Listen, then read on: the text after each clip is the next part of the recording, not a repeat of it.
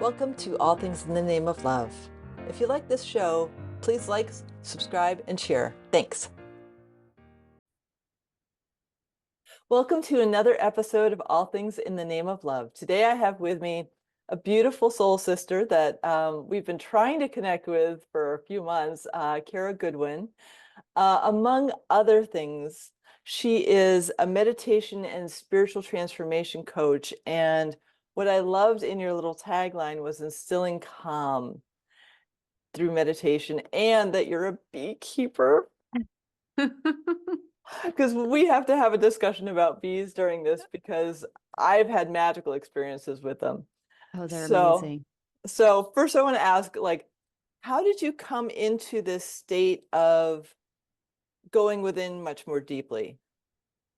I think my journey, there are a lot of mirrors to your journey, of how it seems that through kind of challenges and trauma that is happening around you, um, you had a bigger perspective on life than you did before. And I had a very similar experience in terms of very, corporate, mainstream person, public school, big five company, Hmm.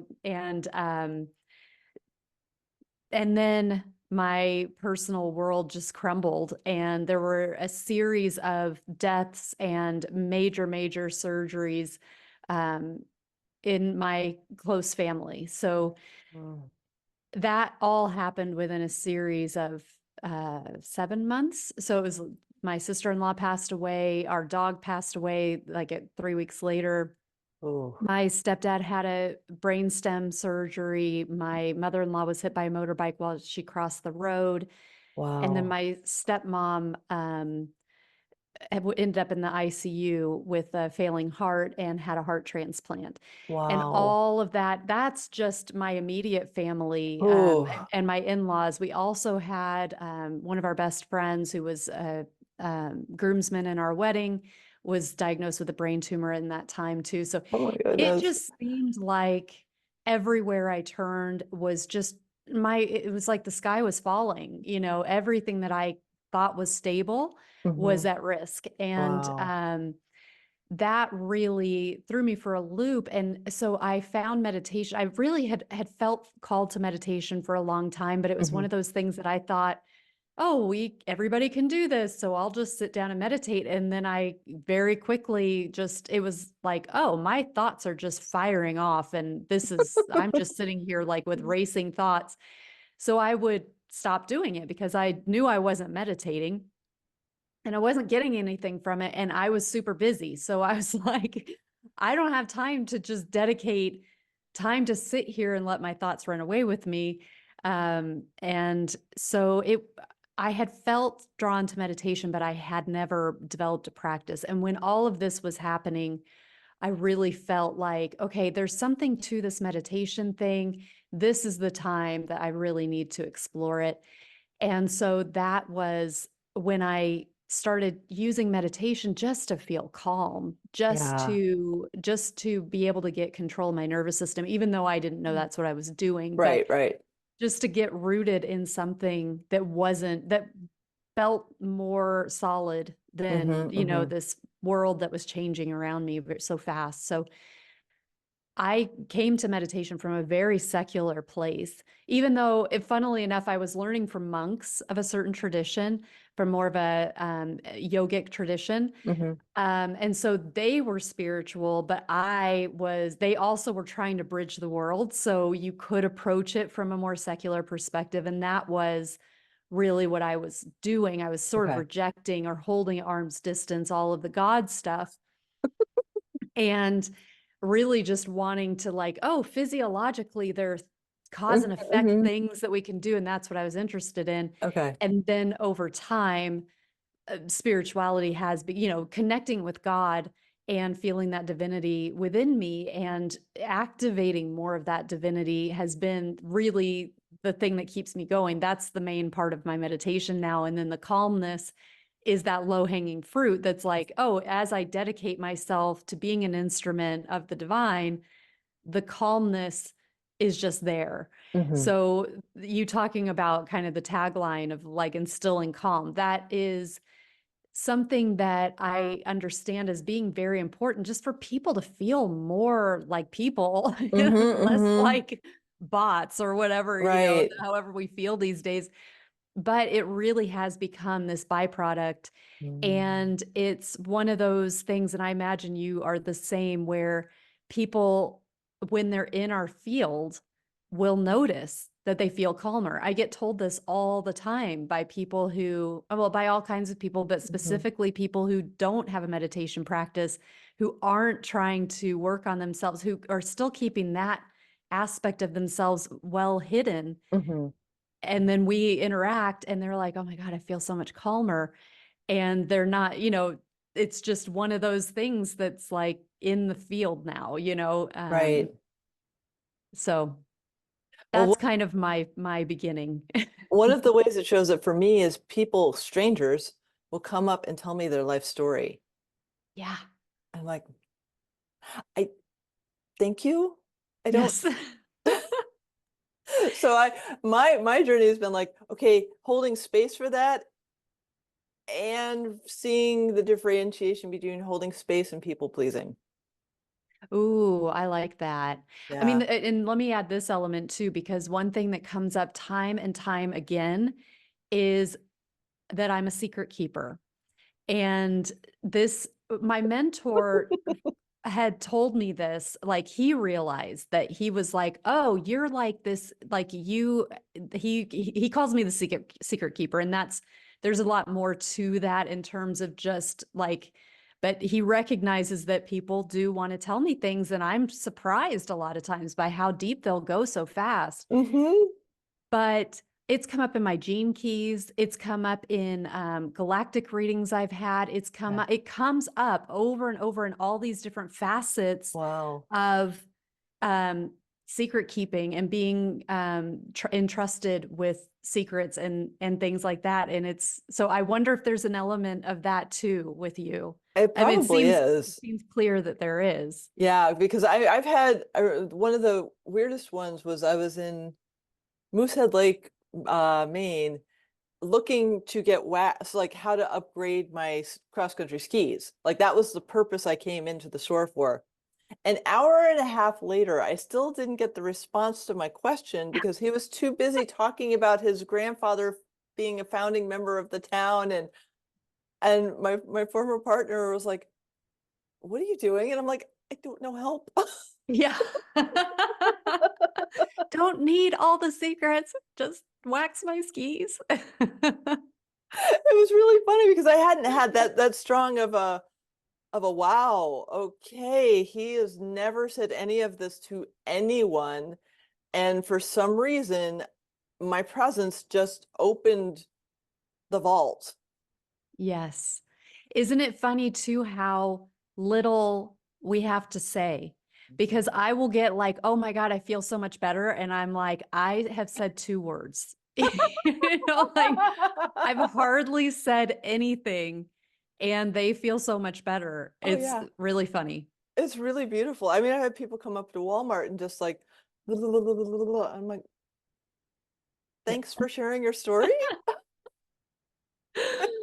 That's funny. Well, I love how you put the boundary part into it too, because that is Yeah. important. If we don't feel that we feel stepped upon, that's important to It's a be. practice. It's a daily Yeah, practice because I love stories.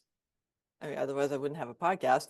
Um, right. and and then there's that like, oh yeah, now it's not good for me. Yeah. And the graceful exit. And it's a work in progress rather. Yes. Yeah. Yeah, I agree. So I keep hearing bees, bees, bees, bees, bees. So I want to share something about bees that I had a few years ago. I was living on a farm and they just got a beehive and they went to Colombia and I was in charge of the farm for a month, which is way out of my wheelhouse, but I did it anyways. And they had two queen bees and they'd both died. And so I picked up the third one, and the beekeeper that was helping the farm owner um, was going to help me put her in, like teach me how to put her in. And so, but there was like a lag between me getting the bee and her coming over. So I put her on my altar with gems and like that energy. And she was there for like 3 hours. And then we put her in the little cage and we let her out 5 days later. And she literally strutted into the hive like she owned it.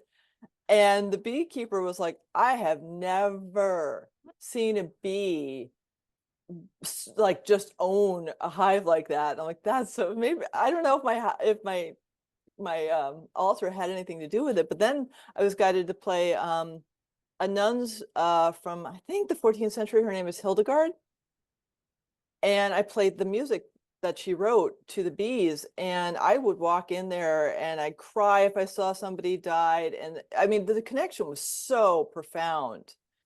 And Mm. ever since I was little, I've always said I love bees and trees. Those are the two things Oh, that like mean the most to me, because we can't eat without bees and we can't breathe without trees. And so to have that experience, it wasn't a big experience, but the honey, oh my gosh, the honey that year, I have never tasted like it is sacred honey. I mean, oh all honey is yeah. sacred, but this is like a higher, like it doesn't even taste good. It's like something from the cosmos level of honey. Yeah. Oh, I love that. I don't actually collect honey anymore, and I only collected it for 1 year, which was the second year that I had bees because it takes some time for them to have enough. Yeah. But I got that all the time because I did sell the honey, and everybody was like, "Where I want more. That is different honey. That I've never tasted honey like that." And I'm like, I don't take it anymore, but it meant a lot to me that it meant so Mhm. much to everybody. But yeah, bees are special and sacred, and you may be interested in the book. Oh, what is it called? A bee. It's channeled. It's like it's Oh, wow. Jacqueline Freeman, I want to say is her name, and she channels bees. She is a beekeeper and she gives all this mystical insight. That's So amazing. she, believes that the bees were like coming in and sharing this intel, and they were Mm. sharing like even how they see. So they see, they've got like that they see with their third eye basically, and they can see geometric patterns on flowers that need to be pollinated versus the Wow. flowers that have already been pollinated. And they are, in constant communication, and the importance of light and dark, and, the queen, because the queen hardly ever leaves the hive only to mate, and only once in her lifetime. And so she's in the dark all the rest of the time, and what it means to be out in the light. Um, Through that author and another woman who co-wrote another book, which is more around like a bee-centric approach to beekeeping, I actually stopped doing my conventional beekeeping the way that I had been trained to do it. And I adopted their method, which is really like you create the hive so that it's more like what it's like in the wild. Mm. And that means no right angle corners. Hmm. It's insulated. You don't go into the hive and manipulate the frames. Awesome. You allow them to design the hive because they've got all this intelligence with the currents, the air currents that come in. And so it's once I got that set up, it was a lot to get it set up that way. But I take that approach. So I only have one hive now. I used to have two. One hive found its way into my converted hive boxes, Hmm. and one remains unoccupied. But it's I just go and I spend time with them, and I mow because where I have my bees, the lawn care people won't mow around the hive. So I take care of the lawn, and I just sit there and I observe and I smell them because they Hmm. smell amazing. I believe there's so much medicine, for lack of a better word, just even when you're inhaling what they're producing. I do miss kind of that interaction of, when you are bringing the frames, when you have frames and you open the box, there is something about them crawling and seeing the nursery and seeing like the honey that they're making and everything. But when you do think of what the hive is actually like in the wild, they are in darkness. I mean, it's kind of like every time you open the hive, you're opening Mm. the being, the apian being. It's like you're doing surgery just haphazardly because they've done Yeah. all this work to use their propolis to close off the drafts, and you're breaking those seals every time you're going in, and Mm. you're manipulate. I mean, I've watched when I was a conventional beekeeper, I would watch bees being born from, emerging from their what would you call it? Like from the egg, that's not the Mhm. right term, and it was so beautiful. And Yeah. I love that. But then you also think like nature makes it so that they do that in darkness. Mhm. They do that undisturbed. So really, as I learned more and kind of evolved my thinking about it, I really changed my approach. And as such, I don't take the honey anymore. It is so sacred, and it's so important for them. So with conventional beekeeping, you should leave some honey so that they can still have it, but you're taking a lot of it and you're replacing it with sugar water. Yeah. And that's like taking mother's milk from a baby and giving them a candy bar Okay. and thinking that, oh, okay, well, they got the calories. So, but you're taking this elixir that is really like chemically designed to be perfect medicine and nourishment for them. And so I stopped taking the honey, and I still do have a little bit of honey from when I used to take the honey. And I just, if I use it at all, it's like as a sacrament, Mhm. it's Mhm. like, I don't just throw it in hot water or Right. tea or whatever. It's like, oh, this is like, I'll have a little bit because it is kind of magical for us too. But we can really overdo it just with our like, the more the merrier and the Right. more the better. And, and thinking of like how good it is for us rather than, it's that animal husbandry. It's the Mhm. same concept as, free range chickens versus just, their feet never touch the ground, Yeah. type of thing. So it was a big mentality shift. The Yeah. book, I can't remember, I still can't remember the song, it's got song in it, is The Song of Increase. That was the book I was talking about, Mm. the first book. And then there's another one that she co-authored, and I've had both of them on my podcast. And that was really the one that changed my perception. And that one is Yeah. like, I want to say maybe it's called bee-centric beekeeping. I can't remember, but it really is like, think of the bee and apply your practice to the health and well-being of the bee, and not just like one single bee, but like a bee is an ape. It's part of a bigger being, like a bee is like every individual bee that you see is actually part of a bigger animal that is like an apian being. Mm. And so it's like, how do we practice and respect and revere the bee and the life of the bee and the sanctity of the bee while still wanting to be a beekeeper? And so it becomes very hands off, which is Yeah. um a blessing. And also like, wow, it is nice to really interact with them, but it just, what's the point here? Is it what I want? Whether it's Yeah. honey or whether it's to like see baby bees being born, is that what's important, or is it having more bees and having Mhm. happy and healthy bees in our environment?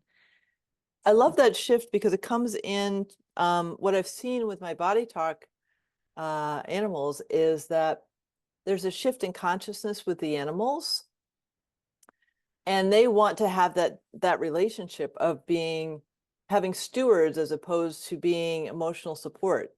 oh, oh, I love that. Yeah. Having stewards. Yes, that gives me so many chills. So like as an example, like I want to pick up the cat. Well, what if the cat doesn't want to be picked up? Yeah. It's like, Okay. All but right, no, I get, Sophia. but I get it, I No, get it, I get it. no, but you're talking to me. You Oh. don't realize you're talking to me, but you are because one of my well, both my cats, but I have like my baby. Her name is Aristotle. That's a whole other story. But we thought she was a boy, and that was the name she came with, and then it was too late by the time. And I love that name. So anyway, um, but she loves to sit by me. She Okay. loves to sit Mm-hmm. by me. And every now and then I'm like, I'm gonna cuddle you. And I'll pick her up and I'm like, you like it. You like it. Right. And she's tolerating it, but she's Mhm. like, and it's like she's counting down. Okay, I'm gonna give her 20 seconds. You can have 20 seconds, Kara. And then she starts like fighting her way and I'll let her go. But I'm always like, no, you like it. Look, you like it. Look, it's good. It's so cozy. Look, you're cuddling. I get it because I grew up with cats and I'd be like, okay, cat, I'm picking you up. And Yeah. like, I don't know, something shifted because I lived with a Maine Coon cat a couple of years ago and he, who, he was like, no, no, no, no. I'm going to come up to you when I want to be pet. I'll sleep next to you right here. Um, 3 o'clock in the morning. It was so awesome to have fur in my face. But it was like, he was the one that was in charge. Not saying that he was dominating me, but he was telling me when he wanted attention or food or like it was his show. It wasn't mine. I wasn't dictating him. Yeah. And it Yeah. really shifted my perspective of like, oh, wow. Okay, so we have this perception that because we're the owners, which nobody is owning anyone else, um, that's why you're the human with the cats. You're not the owner of the cats. Um, we get to shift into deeper awareness of how we're showing up for them Yeah. because they want to support us, but they've been supporting us in this role of like pretty much codependency. And they're like, yeah, kind of want to ascend with you guys. And in order to ascend, we have to be sovereign too, but not in the way that you're sovereign, because we still need you to feed us and to take care of us, but for you to honor our relationship with you more. And instead Yeah. of imposing our needs on them, recognizing like I've been blessed with I had a session with my mentor about 6 months ago, and I stayed over at a friend's house and I was specifically guided to stay at that house because the cat was there to bring through a transmission for me. She didn't sleep with Mm. me, she didn't do anything. She was just like holding space for me while I was like bringing in energy from Saturn. I'm like, how is this possible? But it is. And like the whole purpose of me being there was for her to do that with me. Oh, wow. That's amazing. I'm Yeah. curious, do you get orbs around you? I don't see them, but when I take pictures, I do. Well, about 2 or 3 minutes ago, I saw something, from my perspective over by the window, kind of Okay. between you and where the curtain is. I definitely saw something, but I don't know if there was a Oh. reflection. Like, I haven't seen another one. I'm like, Okay. are there cars going by? Is there like a reflection coming through the curtain? But there was definitely something there. So if you Whoa. edit this or something, you That's can go back and cool. see. I know I saw it, but I would Okay. love to be seeing a recording and see if Yeah. it got captured in the recording or That's awesome. yeah. That's definitely confirmation because like I Mhm. get it in my sessions because the animals come through and talk to me when I'm doing the sessions and it's really fascinating. And so getting back to this state of that interdependence with the Yeah. animals and informing that through meditation. Yeah. Yeah.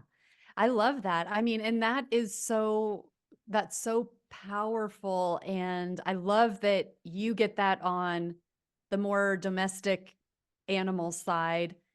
And then, but it extends to animals in farming, animal husbandry, Mhm. animals in the wild. And animals can be such an amazing communication device for us. Yeah. Even if we don't have a personal connection. I was just driving a couple of weeks ago, and I was listening to a webinar where a woman was, she was talking, she gets information from Arcturus. And so she's not completely channeling, but like not channeling, but it was Okay. really powerful. And it was like 3 different times the electronics in my car went out, which never happens. Wow. Just for like a second, not enough to make me need to pull over or anything, but it would be this crazy loud noise coming through the speakers, and then everything would go dark, and then it'd power back up and my heat went on high and all this.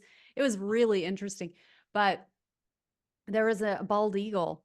I saw it in the distance, and I'm like, that is not a hawk, because I see a lot of hawks. And I'm Mhm. like, that's not a hawk, but it's huge. It's bigger, and hawks don't fly like that. I'm like, that could be an eagle. And as I got closer, I could see it was a bald eagle. And by the time I caught up to it, it was like going directly above my car. I mean, not like right above my car. It Right, was right, still right. up high in the sky, but I kept waiting for it to like shoot off in one direction or another. I'm like, oh my God, it's right above me. And it was just a really, another like kind of special thing in the moment, Hmm. a tool of the divine. So Right. it's amazing that we can have these like personal connections with specific animals, and then also like just how they can be a bigger, how nature can be a bigger Hmm. part of our experience, even in like just momentary ways. It's incredible. I had last year, I was driving, I was living down in Weed, California, and we had a snowstorm. So I went the long way to the highway because it was safer and it was plowed and flat. And I drive under a telephone pole. And as I'm coming towards the telephone pole, I see one bald eagle land, and then I see another one. And I slow down, like I'm practically stopped, and I look up and they're making eye contact with me. I cried. I was I bet. so I've never made eye contact with an eagle. And two, I was like, Wow. That's I don't so even, special. it was so amazing. And like whether or not there was a spiritual message or not, the act of it was spiritual. Yes, right. The effect. Right. Yeah. Yeah, 100%. That's so beautiful. Yeah. Oh, love Mm. animals. How special that you connect with them and communicate with them. And Yeah.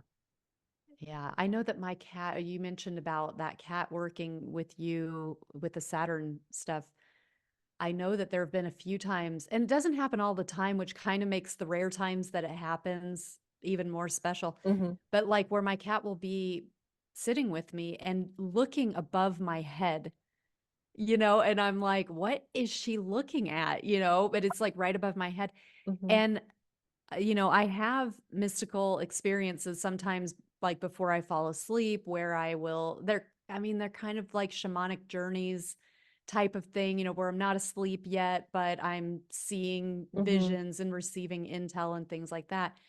And several times when I've been in that heightened state, because it's like we know what's going on inside, right? But like anybody looking at us, just a regular being wouldn't know, Right. that we're seeing something that we don't normally see, and Hmm. we're like understanding things in a way that we've never understood things, and that things are layered, and you can understand it like how it works in the physical, and then how it works like in the emotional realm, and how it works with other lives and Hmm. other, all of that. And it all comes together all at once. And it's amazing. Yeah.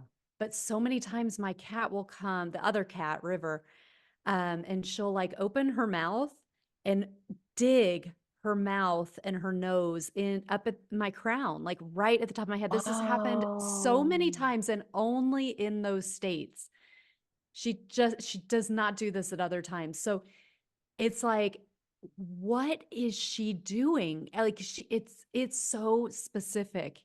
And Yeah. I don't have it. I don't know why she wants to brood around there. Like I'm like, is she helping to open something up? Or I don't Yeah. know, but it's very interesting, and I love it. I'm like, It yeah, feels help like me. she's like holding the space open for you. Mm. That could be. Yeah. Yeah. Especially with how her mouth is open. You know how like if they're really sniffing something or how they'll like open their mouths a Yeah, little yeah. bit and it's like they're sniffing also with their tongue. Hmm. There's that. Like whenever she finishes and she pulls away, she's always like, with her mouth open.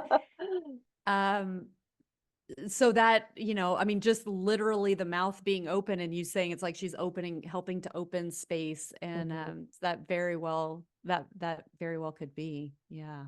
That's so amazing. They're incredible. Oh man, that's so beautiful. Yeah. Mm. Mm. Just feeling that because it just feels so amazing to be able to receive the connection Mm. with our four-legged feathers and fins. Oh, I Um, love that. yeah, Yeah. yeah, that's the part of my soul that's Native American. It informs me tremendously, especially when I'm in contact with a tribe. I feel something shift in me, like I'm Mm. remembering something. And um, yeah, I was up in Orcas Island last year and I came in contact with the Salish tribe who were canoeing around the islands, which is magical. It's like one of the things that they do with the teenagers, the young braves, is they have to Mm. canoe on the ocean around the islands.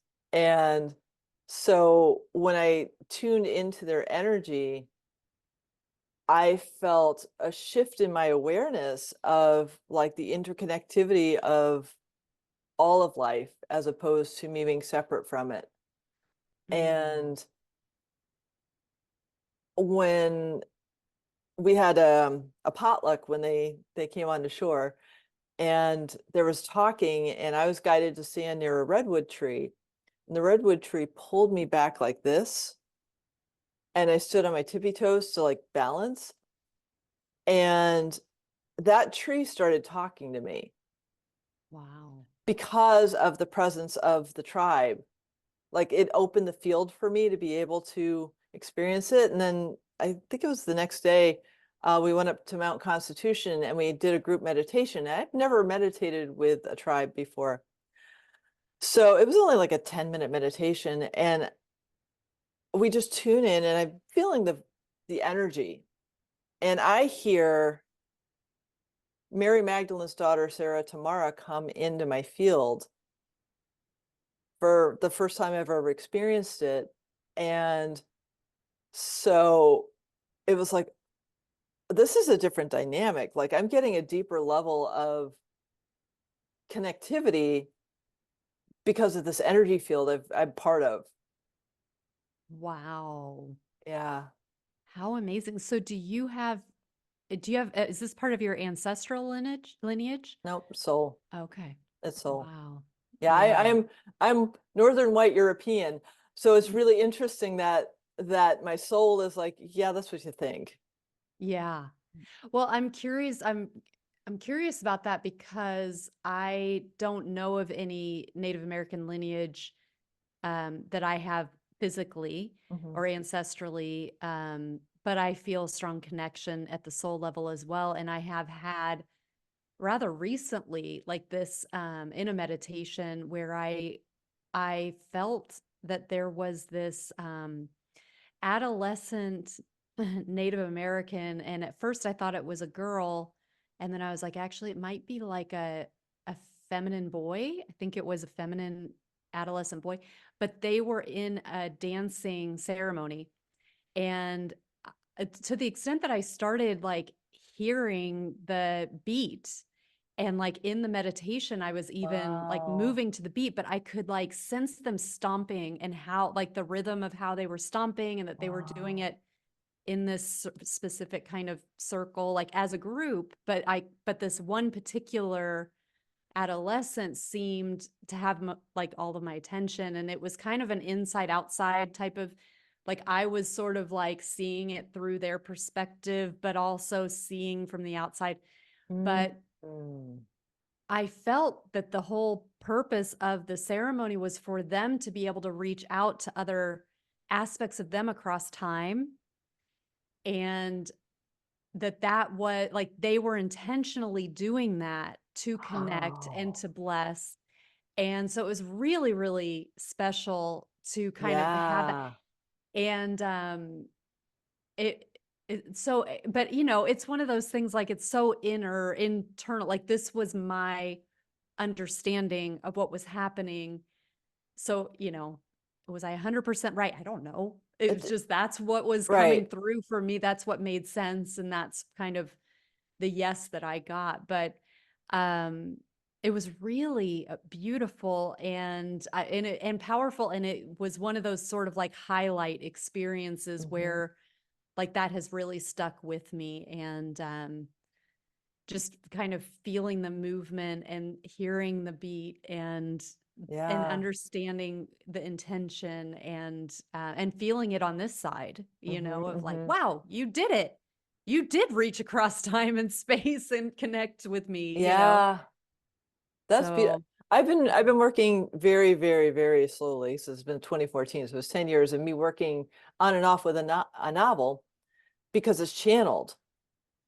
Wow. And so when I channel something, I actually feel something shift in my awareness. And it's a novel about a woman in my hometown connecting with a tribe. Mm. And even though my town didn't really have any tribal members there at the time that I was born, um, the stories around and I feel elements of the main character as me. So Mhm. when she goes through a shift, it comes in through me. Mhm. And it's the Yeah. connectivity with the land and my awareness of all of life and how we are part of it and that oneness. And it's just fascinating because it is me, but it isn't. Mhm. And I can't quantify it because, it's feeling, hearing, and sensing, um, and knowing. You can't quantify a knowing. And it's just so fascinating because that aspect of me is like, I won't say yearning, but really desiring to come out and express itself more fully. Mm. Yeah, and that makes so much sense. I mean, I think for a lot of authors, they are their own muse, you know, where it's like, oh, I can base this off of lived experiences and I can take liberties because this isn't a Right. memoir, it's a Right. novel. So, yeah, it's wonderful that you're tapping into that and experiencing that. Well, That's what it great. feels like is I'm tapping into past lives Mm. through the process of writing. And it's like, this, okay, because like the whole premise was I want spiritual novels. I love novels. And Mm. so when I tuned in back in 2014, before I have the awareness as I did, I do now, it was like, so write one. I'm like, Mm. what? Like you love writing. Yeah, I do love writing. Um, you love novels. Yeah. You used to do creative writing. Yeah. I got that beaten out of me when I had my PhD. Yeah, but you love creative writing. Big difference. So like it's just been like this, okay, like learn from other authors because like I get dialogue really well, don't get the details. Mm. So yeah, it's just been this fascinating journey of tapping into my other selves that are manifesting through me to bring more completeness into me in this iteration. I don't Yeah. know. It's really fascinating. That's beautiful. Thank you. Yeah, what a gift. Yeah. Mm. So what are ways that you're feeling yourself expand through your not just the meditation, but that connectivity with source? I mean, that's a great question and gets to the heart of it, right? Because it's like meditation practice is foundational and fundamental, but it's really about that embodiment of Hmm. light and divinity. And meditation at this point, it's like meditation is, like I was saying in the beginning, that's kind of the tool to help me to do that. And one of the things that I feel like people often think is um, when it comes to meditation, like, oh, I've graduated out of meditation, or that was something that I did in the beginning, and now I'm so tuned in that I don't have to do it anymore. And so I like to take the opportunity to encourage people to consider things like meditation or things that they maybe were doing at the beginning of their journey that they maybe felt that they evolved out of, is that there are a lot of foundational practices that's different than being beginner Hmm. practices. Hmm. So there may be things that people who are on the first steps of their journey need to do, or that can help, not need to, but that can help them in those beginning stages that they don't need, like training wheels. Hmm. Hmm. I don't consider meditation for anybody to be training wheels. No. It is the foundation. It is the practice that we continue to do Hmm. in order to keep going deeper and to keep that connection strong. Um, and so I think that's like this thing that we tell ourselves either out of convenience because do we have time to meditate every day? We don't need a gazillion hours a day to Right. meditate. But that practice of choosing, this is the time I'm going to spend on my connection to Hmm. my higher self, the connection to the divine. I'm going to do this every day. I'm going to dedicate myself to it. And again, doesn't have to be even an hour, doesn't even have to be a Right. half an hour, but to say, this is a priority for me. And it's not like an on off switch Hmm. where, like, oh, I didn't do it today, so I turned it off and now I'll notice a huge difference. It's like, no, you can build up and there are cumulative effects, and you may not necessarily notice if you skip a day. Hmm. But then we can get lured by that to be like, well, it didn't really matter if I didn't do it yesterday. I feel kind of the same as I did 2 days ago. Hmm. So maybe I don't need to do it today. But it's like this downward spiral, Right. where it's like Right. and it's sneaky because it's not all at once. It's not an Hmm. on off.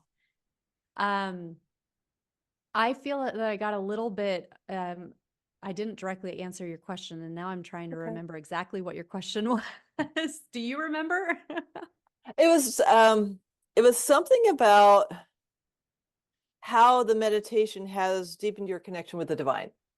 Right. Yes. So meditation has been one way that that has happened, just giving myself that space and then having the intention and the focusing my attention to say, okay, I'm connecting with my soul. What does that feel like?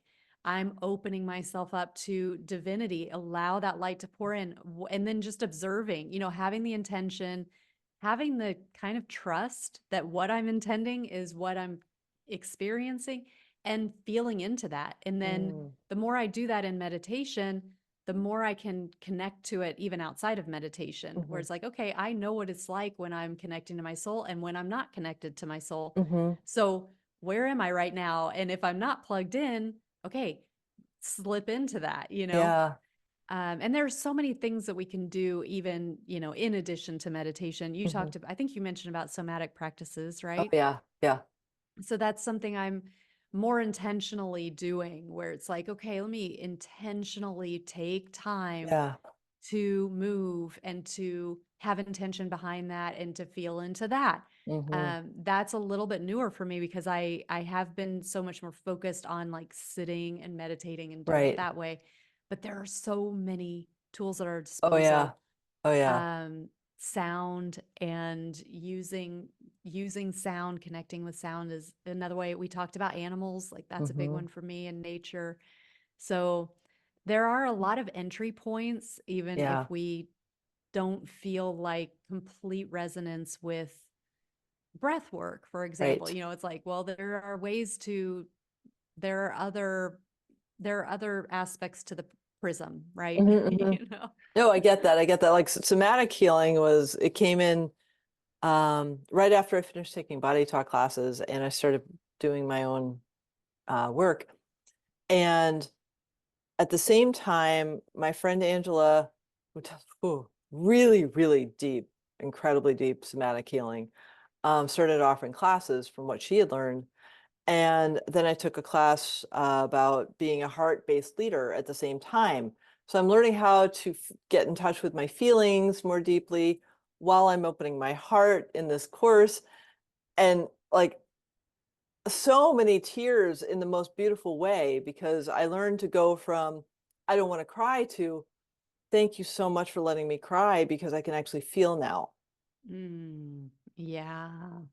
And for me, it was just being so sensitive that it was easier to numb out than to feel. Yeah. And so to open that aspect of me up to be able to be like, no, no, no, it's actually amazing. And this morning when I was feeling into it, it was just an aspect of me that had hidden itself like in a deep crevice somewhere. I don't even know where, but it finally showed up. And I was like, okay, I'm fully present with you. You cry as long as you want. You just express yourself as much as you want.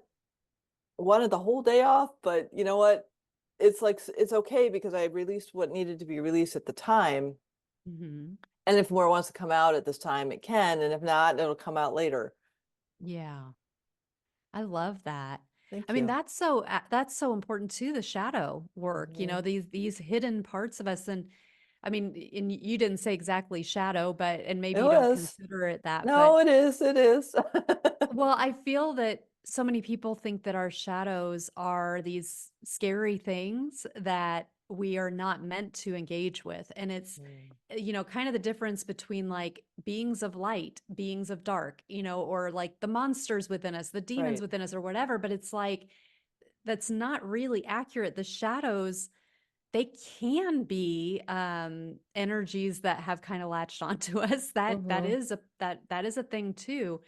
But a more sort of grounded way to understand shadows is that they're parts of us that we just have hidden from ourselves. Like the Hmm. ego has tried to protect itself and has hidden aspects of us that it thinks that we weren't ready to handle Right. when whatever, we were wounded, we had some trauma, we were disappointed with how we acted about something, we Hmm. were ashamed, we were guilty, or we felt guilty.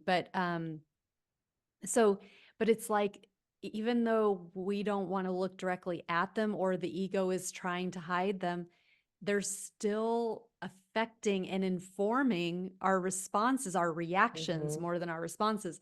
Yeah. So it's like they're still triggering us, but we just don't know why. There's Right. something within us that gets upset out of the blue, seemingly, or Right. can't handle people that do a certain thing. And those people are so triggering, but Hmm. we don't really know the root of that. Right. And there is something within us that's hiding that is the root of that. So it's like having that exploration. And I love how you talk about, I finally recognized this thing that Yeah. had been hiding in a place I didn't even know. Of course you didn't know it was Right. there because it was hiding. Right. And we all have that within us. So it is this sort of as we go on this journey and we keep taking steps, we don't need to clear everything all at once or Yeah, that'd all be at a the little beginning or whatever. overwhelming.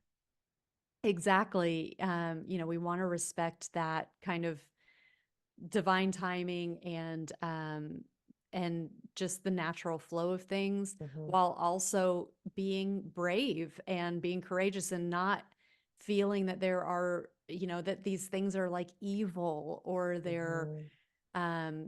really horrible parts of us. It's Right. like if we can change the way that if we can kind of soften that, we can then not be so afraid of it. And, even before we kind of see it, even if we don't know exactly what it is, but it starts to flow up, just like you were saying, I think you were talking about that before we started recording, but it's Yeah. just like it just showed up and it needed Yeah. to cry, it needed to mourn or whatever it was. And I Yeah. just gave it the space to do that. And it's Yeah. like that without feeling that something's wrong with Right. us or whatever story we're telling ourselves. It can Mm. just help to like reframe what we think about what we think a shadow is. Right.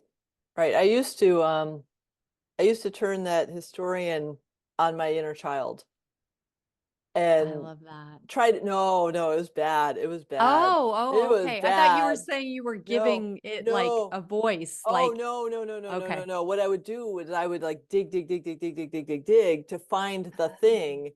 And at Oh, I one see. point my inner child said, stop, please stop. You're turning this woman who's been like researching for like 30 something years on a 6-year-old. Yeah. That's not fair. And when I heard her say that, I was like, I'm so sorry, honey. I'm so sorry. I was trying to help. I was trying to solve the problem, right? And Yeah. and she was like, just let me feel it.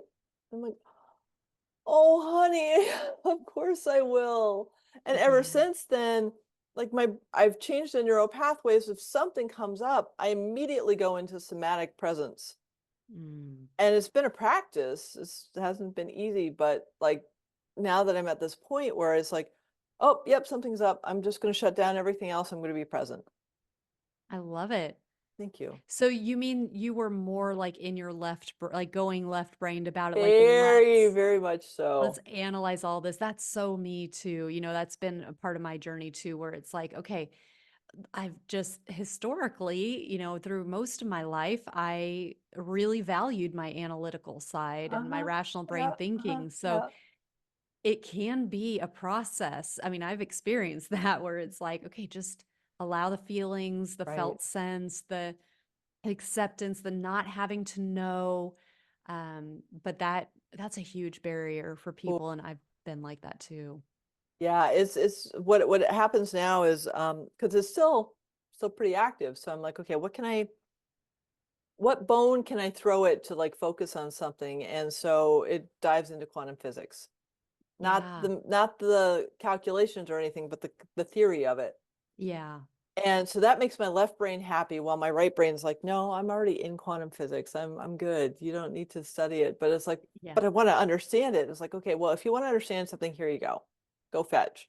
Right. And that's the balance because then that part of me that's been trained, conditioned, programmed to find answers, even though my whole dissertation was about not finding a specific answer. Um, it soothes that part of me. It's beautiful. Yeah.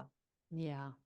That's so important to find that balance and to find a way to rather than just to try to feel like, okay, I'm going to deny this part of myself. I mean, that's such a great metaphor for the bigger part of the Yeah. spiritual journey, right? Where it's like, rather than trying to think that the thing that we used to do is bad or that our left brain is bad, it's like, how do we work together? That's one of the things I've been very involved in sacred geometry this year Mhm. in 2024. I mean, we're only here in February, but it's been like, it was like the new year started and a light switched on and it was like, Wow. oh, I've got to do this whenever I don't have something that's pressing, it's like, ooh, what can Wow. I draw? But I was Wow. just writing about this yesterday where it's like, I love what I love. One of the things I love so much about sacred geometry is just being engaged with it. You're in the flow and you're in that creative mode, you're in that right brain activity. But there's so much for the left brain to understand about how, with antiquity, Yeah. how this was used with our Yeah. ancestors and with the sages and how it's a part of nature and how it's reflected in nature. Like there's just so much in terms of the math, the Mhm. phi, the golden ratio, the Fibonacci. All of these things are like, the knowledge Right. of what's underneath it, but then there's just the experience of it, that it's like just doing it and allowing it to keep me present and allowing it to like just work its magic Hmm. on my consciousness, where I don't have to try to make connections. It's just happening through the Right. practice. um but it's that balance. It's like Yeah. that to me is such a beautiful example of a holistic exercise of like, Yeah. we're multi-layered. We can think of right hemisphere, left hemisphere, but we've got so many layers to us. Hmm. And so, how much can be a part of the party with whatever it is we're focusing on, Yeah. who's invited? Let's all Right. go. I love that. That's such a beautiful approach to it because, like, when we see the mosaic of what we are and don't judge one aspect, like, or try to figure out one aspect being better or accepted versus not accepted, it's just this whole composite of the multidimensionality that we are. And so, like, I love making sourdough bread. That's an aspect of me. I love having podcasts. That's an aspect of me.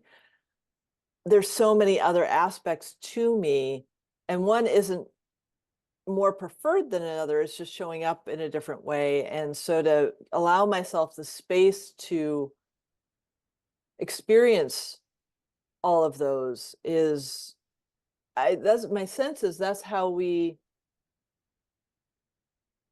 gain the awareness of our oneness with all. Yeah, I love it. Thank So you. well said. Thank Yeah. you. We are nearing the end of the hour, so I'm going to ask one final question, and that is, how can people find you? Well, thank you. Thank you so much for hosting me. This has Oh, you're just been welcome. such a beautiful experience. Hmm. I have a couple of websites. One is karagoodwin.com. So that's Kara with a K. Goodwin, everything is as it sounds, but and that's where you can find all my meditation stuff. I actually have a sacred geometry workshop series coming up, Oh, awesome. and just loads of things out there. And then I have my podcast called The Meditation Conversation. So I also have a website for that, themeditationconversation.com. And that's where you can find, I've got, 300 and some odd episodes out for Awesome. that. Um, and yeah, just that's where I am. I'm on Instagram too, Kara_Goodwin_meditation. So I'm pretty active on there. Awesome. And that's pretty much it. I'm kind of easy to find. So Awesome. Well, my dear, thank you so, so much for your thank you. time, your space, this beautiful conversation, and for your being on the planet this time in consciousness with me. Thank you so much. Thank you for inviting me and for the other end of this conversation. It's been very, my heart is full. Mm, mine too. Thank you, thank you, thank you. Thank you.